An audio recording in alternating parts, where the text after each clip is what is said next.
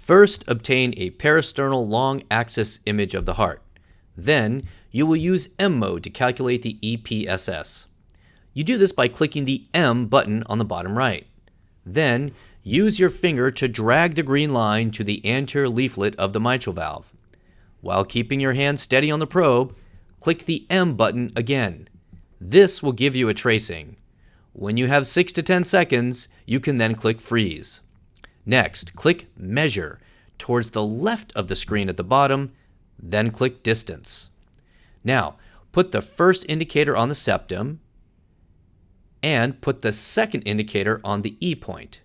If done correctly, you will see the first point, the E point, and the second point, the A point. Remember, the E point is the first spike on the tracing of the anterior leaflet of the mitral valve. Finally, click the M button again to exit this view. Now, keeping your probe on the parasternal long axis view of the heart, adjust your view.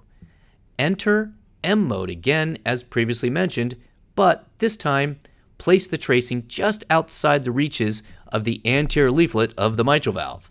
Now, click M mode again to obtain your tracing.